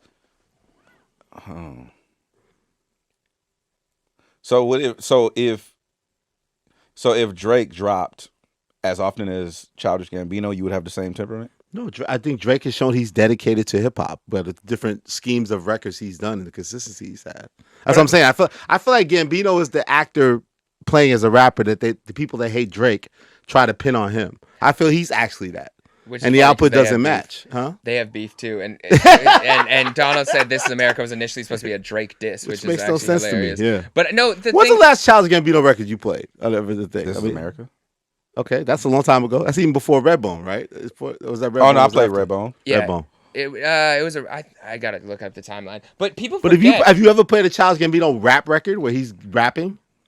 Probably not. This Is America's rap. Not really. I'm talking about like lyrics, like bars, more traditional 16s, 32s. That's that New York bias, Elliott Wilson. I can have it. I'm 53 years old. I'm from New York. What do you It can pop out every once in a while. No, but Donald Glover had the royalty mixtape in 2013. I like that. He I like rapped that period. With Black Thought. He rapped with Nipsey. That's a long time ago, Jeremy. But all I'm saying is, at that point, he's pivoted out of it since then. Is what I'm trying to say. Look at the output. Well, but we don't critique. So, for example, Tyler, right? He made Igor, which is not a rap album, he went back to rap. Lost. Okay, but at the Igor standpoint, we weren't looking at Tyler like he's not a rapper. No, but he's a rapper. He nailed that shit. He nailed that shit. Also, Tyler's first and foremost about the music. I don't think Gambino's first and foremost about the music. I think he's a creative artist. He's a creative. Tyler's MO, he loves the fashion. He's like, he loves the fashion shit and that side. But his real number one is the music itself. Is Travis Scott Do you look at him as different? Music, yes. So he's an artist. Music artist. Okay. So live show performance. So then what about Gambino? Wants to be the best performer. His music, his output, his approach is different. He can't bar you up. That's not his musical output, but it's obviously influenced by Kanye to be a big mega music artist star. Yeah, but Gambino and Travis, you wouldn't put them in based on what you just said. It's the same. Their frequency is almost the same. But I think he cosplays. He could be a Travis Scott. I don't think he's dedicated to that. Is what I'm trying to say. Musically, yes, is dedicated to the music in that sense of growth. So that he should be a representative in our culture that can get off them jokes against Will Smith, or even like LL Will Smith, that you can say they're looked at a certain way because of how big they became, but they're still rooted in hip hop, and they never lost that. He didn't start off in hip hop. No, it's obvious he didn't start off hip hop. I think he had a turn in his career where he dedicated himself to hip hop, which I love because the internet, royalty, that period. But since then, he's continued to pivot more and more out of it, and I don't really consider him part of it. I feel like he is the actor who's cosplaying at times with the culture. What I would argue, though, is he brings hip-hop to everything he does. Atlanta was the story of a rapper from Atlanta, you know? So it's like, even when he went to TV, that was hip-hop. I wholeheartily disagree that Donald Glover's not hip-hop. That's crazy. I really think he is. Because Atlanta is hip-hop. That's hip-hop culture. You know what I mean? Like, Atlanta. He put the Migos on TV. I would have never did that. He put Migos on TV. And this is like a fresh Migos. Like, fresh out of jail. He shouted out Migos on the Golden Globe stage. You're mentioning a lot of old shit. You're mentioning a lot of old shit. Bad and Bougie go #1. But you're talking about, you look at that. But you're talking about what have you culturally done for me lately? Okay, but listen. Like, Atlanta ended 2 years ago. Shit. But listen though, you brought up LL, and you said they were rooted in it. That's roots. It's still foundational. It's foundational. You know what I'm saying? But I don't get that. But you're not saying that he's rooted in that. You're saying even Jeremy, who's a big fan, isn't saying he's rooted in it. He's saying that he took the sacrifice career wise and engulfed himself in that space because of how much he loved it. I think Gambino loved hip. Kanye's his idol. I think he loved hip hop his whole life. I think when he was in the spaces of Community and 30 Rock and he was doing TV and skits, that wasn't necessarily where he wanted to be. It's where he ended up. And I think he went back to the music, which was his original love, and really said, "Now I get to do it." Yeah, maybe just because I don't like all the latest album songs. I just feel like I don't like all of his shit, but that don't mean the latest shit though. I don't like his latest shit. That don't mean he not hip hop. To take somebody's hip hop away is crazy. The removal. I don't know if I ever gave it to him to take it away. I didn't ever give it to him. He not hip hop. Damn. Okay. Yeah. It's the bigger picture. What you want me to say? That's how I feel. Okay. So creatively, I would put Gambino and Joyner in the same box when it comes to the way that they do their visuals. Right. Their visuals are very important. You damn near have to see the video before you hear their song. You can't just listen to This Is America without seeing the video. Yeah, you have to watch the visual. Well, I thought This Is America is dope. I thought Redbone is dope. I can't deny that. I'm just saying overall, I haven't been satisfied with all the latest output in the moves he's making. But Kendrick taking 5 years off of it would be like if Kendrick took 5 years between projects, but instead of just working on the next album and living his life with his family, he was putting out a movie or he was doing a TV show. When he came back 5 years later to do another album, it doesn't mean he's any less hip hop than when he first dropped an album, right? Is Cash Cobain hip hop? Yes, he's at hip hop. Yes, he is. Why? He just has a different style. He's a kid from the Bronx who loves hip hop. Where's comes from that Gambino? school. Where's Donald Glover from? Atlanta. So you saying Atlanta not hip hop? I didn't say it. Hey, watch him out. Watch him out. Don't start it up.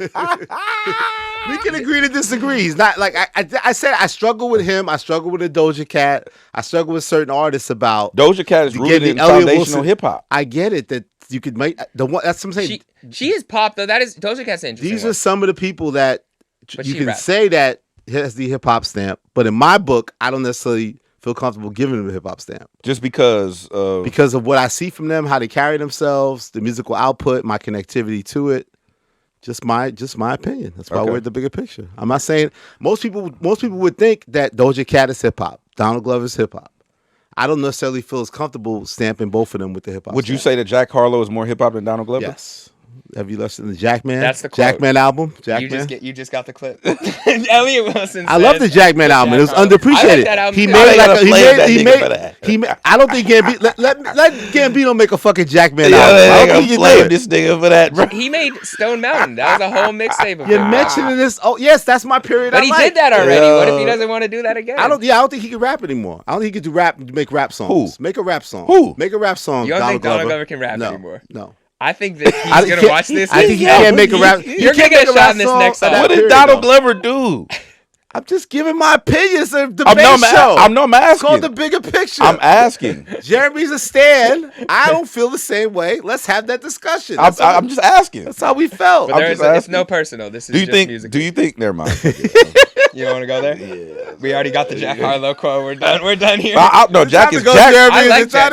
No, hell no. It ain't time to. Jack is for sure hip hop though. Yeah, shout out to. Why do people use Jack as this example? Like Jack is clearly hip hop. No, I know that, but I'm saying because he makes.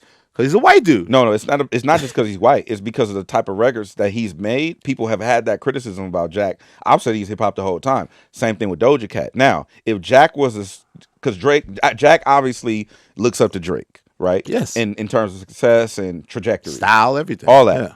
But if Jack were to pivot and go full Doja Cat in making the type of records, people would start to have that conversation, of course, about Jack the same way they have what you just said about Doja Cat. Yeah.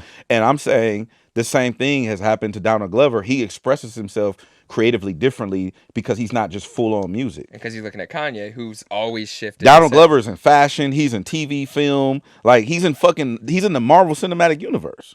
Mm-hmm. You know what I mean? Like it's just he has some, and he does stand up and shit. Like you know what I mean? Like I'm not denying him in black culture, cool culture, African American culture. I'm not denying that. I just hip hop is.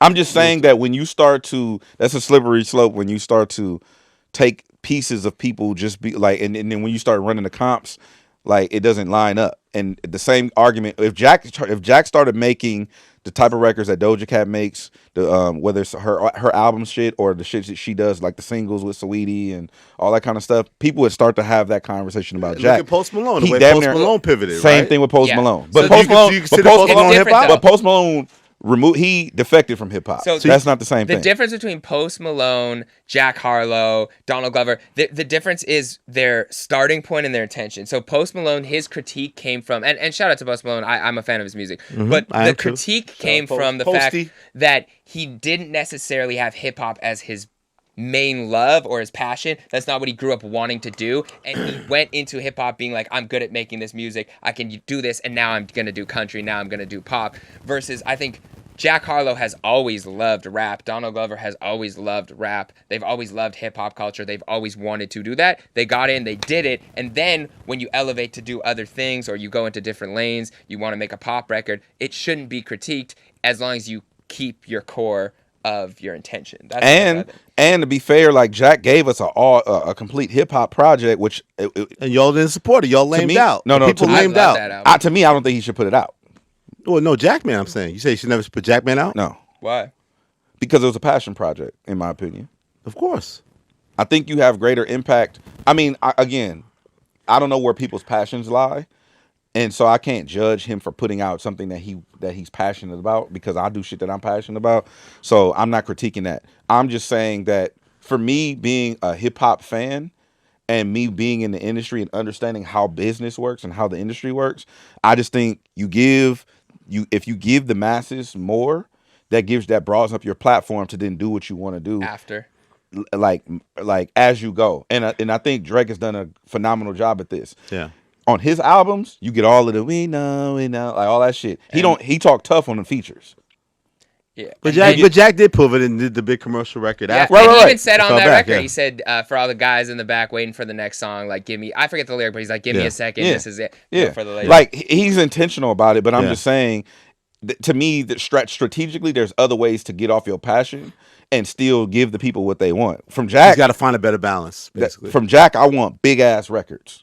Every time. And they rap. That's what I love about Jack Harlow. That's what made me love Jack Harlow initially. You got What's Poppin' was a rap record. It was a rap record. With a rap hook. And it was huge, right? Yeah. Huge remix, over the top, right? Then you come back with Tyler Hero was a rap record too. Tyler Hero is a huge rap record. And to me, and then his first album was rap. Yeah. It was hip hop. It was a hip hop album. Samples, like the feel, the texture, the production. It was a hip hop album. And so what I want from Jack is him to keep elevating that because he's white, but he's huge. Yeah. Outside of the fact that he's white, and the further he elevates the sound, the bigger it is for hip hop. But if they felt he felt the second album went too commercial, the perception was that.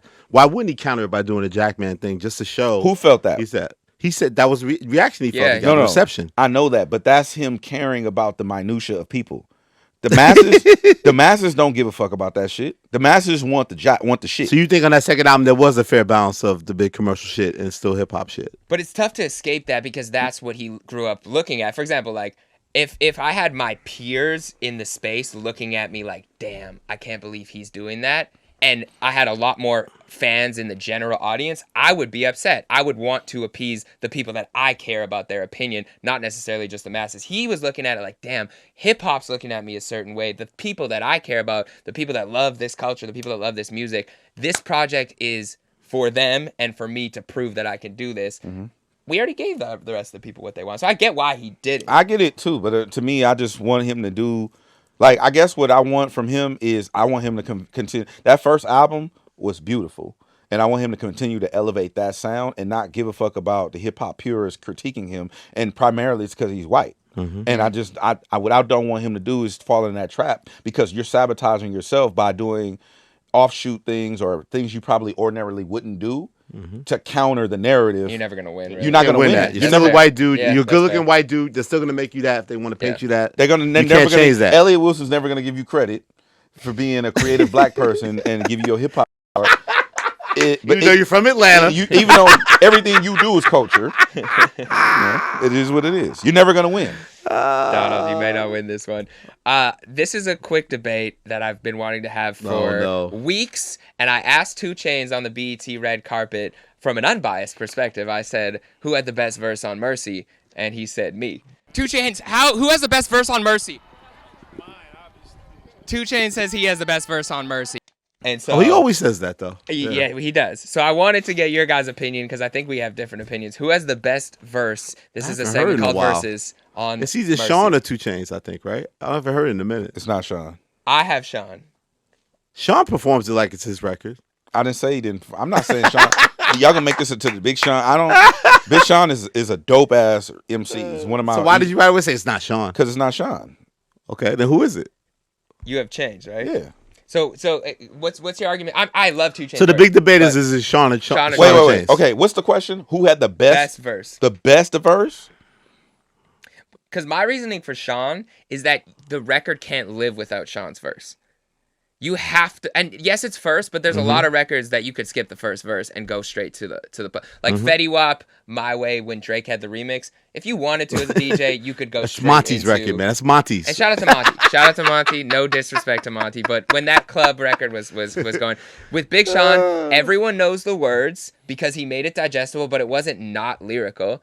But you could say, drop it to the floor, make that ass shake, make the ground move. That's a ass quake, and everybody knows. Built a house upon that ass. That's a say hey. No, I get it. Yeah. I know I know. But so you play the record as a DJ, you're not gonna cut it off after Sean's verse. You got to get to the 2 Chainz verse. Well, no, because there's this break that Kanye creative ass put in the fucking middle. So I just cue points. I gotta skip it and go. You know what I'm saying? I go straight to. I'm talking to a DJ. Yeah, I go straight to the coupe the color of mayonnaise. Yeah. You know? So this is why I say 2 Chainz. Okay. I don't think 2 Chainz was in the group chat. I think that everybody was doing they should. I would love to talk to Chainz about this actually. You say he did that verse to another beat or no, something? No, I think that Chainz wasn't a part of the group chat where they were like, "Hey, we making a song that's digestible." Because Chainz came in there and trying to gas. You know what I'm saying? Like, he had a point to prove, and he wasn't fully good music at that point. He was like kind of people were speculating. And I think what's dope about that, to me, what's dope about it is I like motivated Chainz. I like when people got Chainz fucked up. Yeah. Because that's when, to me, it's like 3 people. It's Chainz, it's Game, and that's a good one. Oh, Chainz, Game, and damn. They're better when they're pissed off. Huh? Pusha T I'd put up there. Nah, it ain't. No, he's talking about they're better when they're pissed off. When they're mad. I'm saying if you had Pusha T fucked up, I think he wouldn't come up as aggressive. Pusha T's so sinister already. Yeah, okay. Damn, I can't. I'm drawing a blank right now. But anyway, yeah, Games and 2 Chainz. I like motivated them. Yeah. And when that happens, that's when you get the bet. And I think Chainz, because people were like, "Oh, he's the duffel bag guy," like, and then also coming off of that, then he was. I think True came out. Yeah, and he was kind of considered at that time as not a real rapper. It was like, oh, he makes these simple club hits, but they weren't giving him respect on the pen. Exactly. I like Chainz. I think Chainz had the best verse. You know, so would you play the record and not do Sean's verse at all? Just go into Mayonnaise and just to play Chainz's part in the mix? It depends on where I'm DJing. If I was doing an LL party, I would. If I was doing a regular club, I wouldn't. He did say because then you want that simple high. turn up. Sean gives you that. That's simple why I said it's nuance. It's not one size fits all. Getting drunk and high at the same time, drinking champagne on the airplane. That was Chainz was. I'm telling you, when we talk to Chainz, when next time somebody see him, he wasn't in the group chat, bro. He didn't get the memo that this wasn't like nobody told him. No, but even if he did that, he like to Jeremy's point though, I feel like he want to take everybody's heads off because he's trying to earn a spot of good music. No, but what I'm saying is, I think that Ye was putting the song together. Yep. And was like, all right, everybody, I'm gonna do verse, whatever. And I'm sure Ye gave some direction to Sean, and was like, yo, this is what we trying to do. Sean executed. He's perfect at it, right? I think Ye. This is my own fantasy, right? Yeah. I think Ye. Twisted. I think Ye sent it to or had Chainz do it, and just like Chainz got this. He's give him no direction. Give him no And Chainz was like, I'm on the song with Ye and Sean.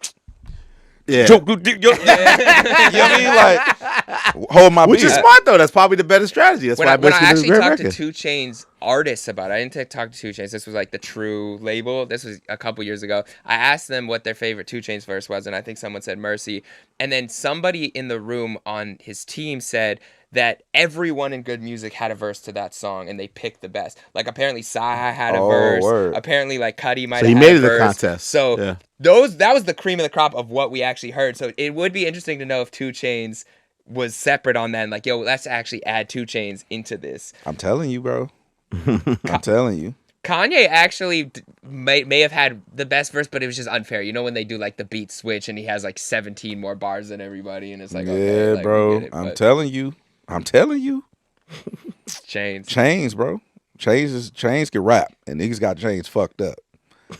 They got Chainz fucked up. No, they did. All right, well, that was we've talked about a lot. Is there anything else that we missed that people really want to know from us this week? What you got, DJ Head?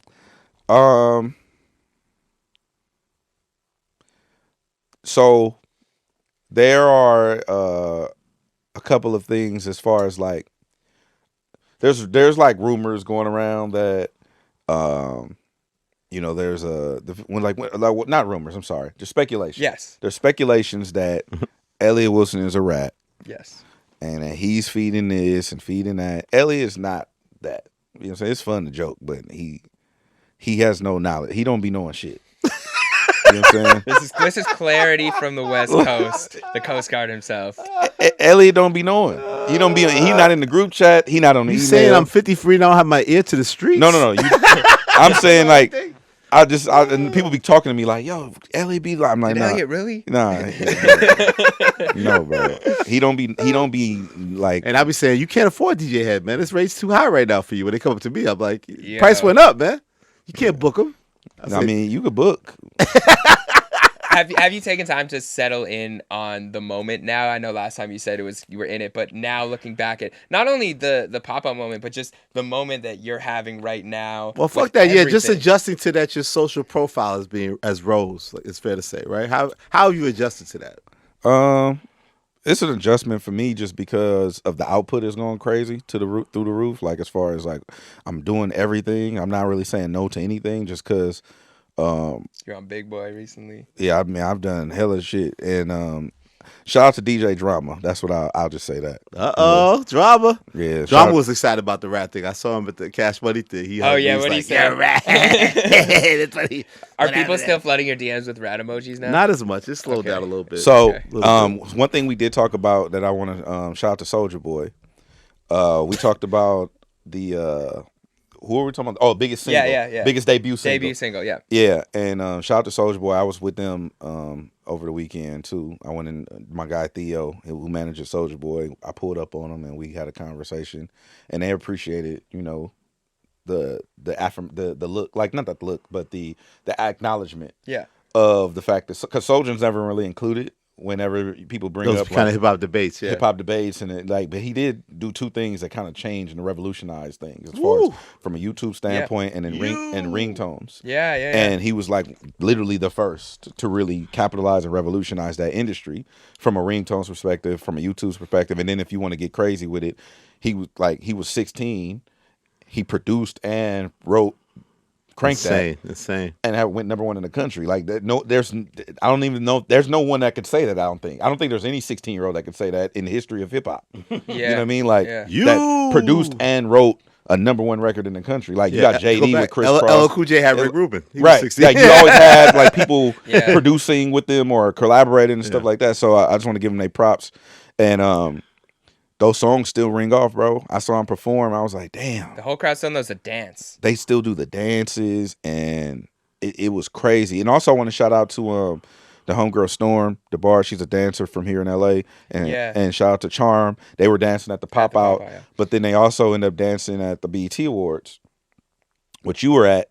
And it was dope to see. It was really dope to see that performance because Taraji P. Henson, bro. Yeah, she did the Not Like Us. Bro, Taraji P. Henson did the Not Like Us to open the show. Her flow, she had the flow. And to a lot me, of breath control struggle. The Not Like Us, Taraji, I mean, I'm sorry. What was it she say? We stronger as us, or what was it? I forgot the name of the song. But shout out to Taraji P. Henson because what we saw, and Elliott's gonna take her hip hop card, but what we saw no, I'm not. was Taraji's raw culture. That was super raw culture that we witnessed. It's about us. It's about us. It's about us. Sticking up for women being underpaid in the industry and stuff like that. And that was what the diss record was about, quote unquote, is the infrastructure of women not receiving proper dues. And I thought that was a super dope. Yeah. Double entendre from a hip hop lens, right? We always talk about entendres and all the metaphors. The metaphor of using Not Like Us to diss the industry about how they are being compensated differently than we are as women and black women specifically. I thought it was super fire. Yeah, that was dope. Dude, super fire cultural moment. Again, shout out Jesse Collins again. Shout out to Jesse Collins and BET. Taraji. We just do shout outs at the end, Jeremy. Well, that's my new style. Shout out. Yeah, I think we should just give flowers. Shout out Cash Cobain, my guy. You know what I mean? Who you know I was outside, Jeremy. Yeah, I saw on the BT carpet. I talked to Cash Cobain for a bit, and before he left, I was like, yo, Elliott, I'm sure would like me to tell you what's up because you're his favorite New Yorker. And he said, he walked back. He's like, hold on. He's like telling his publicist, I got to show you something. I had Elliott outside. We appreciate you, bro. Good to meet you. Elliott Wilson's a big fan, too. I had Elliott Wilson outside. Outside in New York, yeah. Crazy. No, not in New York, in L.A. Nigga. Oh, in L.A. you had him outside? You see my phone down. He's like, gotta find the video. He like pulls up the video, shows me like Elliott like vibing and like where was that? But it was funny. What club were we at? Not Poppy. What was the other one? Delilah or one of them clubs, man. But yeah, it's funny because he has these New York club records. It was funny to see the LA crowd, but they was rocking with the records, man. It was great to see. Yeah. But I do think we should all close with giving flowers to someone because seeing what the impact could mean to them. To us, we're just saying something, but it is a big platform. There's hundreds of thousands of people who are watching and listening. Miles Minnick, for example, like he reposted that a lot. Miles is going up, bro. So, is there anybody else you guys want to give flowers to, or that the audience should check out, whether it's a upcoming artist or producer? Or There's a new artist from LA. His name is Siete. He's hard, bro. He got a new song out with RJ Mr. LA called Whole Head. But yeah, Siete is going up. The way he's able to go in and out of the bars and the melody is a nice blend. It's fire. Yeah, shout out to Siete. I want to give flowers to my guy Lakon, who's super dope singer. Me and Jordan heard him super early. He had 300 monthly listeners when he was at one of our studio events. Wowed the room at a past aux to the point where he got an encore. They were like, let's hear it. And this is a room full of artists. Usually it's like, let me get the aux. Let me play. He got encored at a past the aux. And I remember talking to him like, yo, do you know what's about to happen? He's like, oh, I know what I got. I know the music I have. And with nothing but good music, he went from 300 monthly listeners to 1 million streams on his debut single. He is now touring with Thames, opening up for Thames. Yeah. Shout out to Thames too. Shout out to she's having a moment. Crazy. Right now. Her and Tyler. Yeah. So That's your vibe when you cool now, get away from this rap shit? You just Nah, hell no. Nah, hell no. No, not really. It's not really my thing. It's not really my thing. I don't like sensual music like that. What do you call it? Sensual. Sensual music. Like exerting, like emoting. I'm not a really emote type of motherfucker. I could see on your sex playlist, it's just straight West Coast rap. Nah, you know what's crazy? I don't have sex to music. Usually it just be the TV and says, "Are you still watching?" You're a Netflix guy. I mean, depending on what platform sponsors the show. Okay, yeah. And we do got to shout out Spotify if it looks different. Yeah, that's it. That's the only one I was about. Great call, Cherry. We'll be back on FYI with our back. I miss our backdrop a little bit. We don't have shout out to Alex who usually puts it. But we had to knock this episode out for real. But yeah, people have been asking me like, "Yo, where's the bigger picture?" I'm an episode like they need a hit. Yeah, we got to be a little more consistent. Yeah, so we'll work on finding a day where every week is weekly gonna come cadence, out at the same cadence, and it's going to be on audio soon. A lot of people ask me how can I. Yeah, when is the audio coming, Jeremy? We're working on the audio. Effective immediately, Jeremy. Don't hit me. I'm hitting other people. Okay, so not on me, but we will. Jeremy is the guy. Any questions, comments, concerned about the bigger picture and the whereabouts of the episodes and the audio is Jeremy Hecht. All right. HECHT. What did you say, Elliott? I will receive that. Yeah, he said, I received that. He received that. All right, the bigger picture. Yeah. That's good. I feel like it's weird just having. I think we're really gonna get Glover on my head. I think he's gonna hit you with a bar on the next song. He's gonna put on a freestyle. Y'all couldn't let me get out the topic. It's got me stuck in. That was good. I couldn't get out of quicksand. Yo.